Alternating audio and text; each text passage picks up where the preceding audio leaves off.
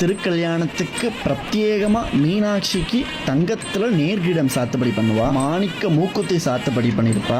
மாணிக்க மூக்குத்தியை பத்தி சொன்னா சொல்லிண்டே இருக்கலாம், அவ்வளோ இருக்கு. எண்ணற்ற லீலா புரிஞ்சிருப்பா அம்பாள்.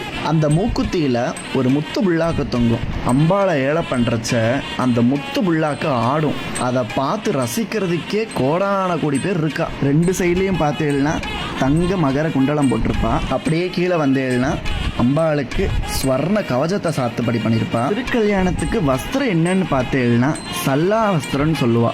சல்லா வஸ்திரம் தான் சாத்துப்படி பண்ணுவா அம்பாளுக்கு.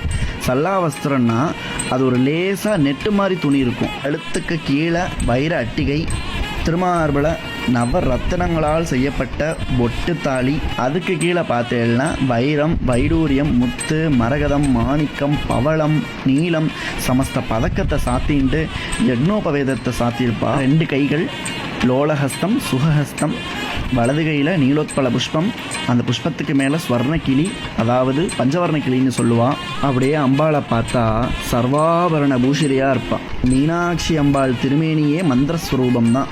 அழகுக்காக வேண்டி ஆபரணத்தை தரிச்சுக்க வேண்டிய அவசியமானது அம்பாளுக்கு கிடையாது. அவள் திருமேனியில் விளங்கக்கூடிய ஆபரணங்கள் ஒவ்வொன்றும் மகாவித்யா ஸ்வரூபம், ஒவ்வொன்றும் பிரம்ம வித்யா ஸ்வரூபம்.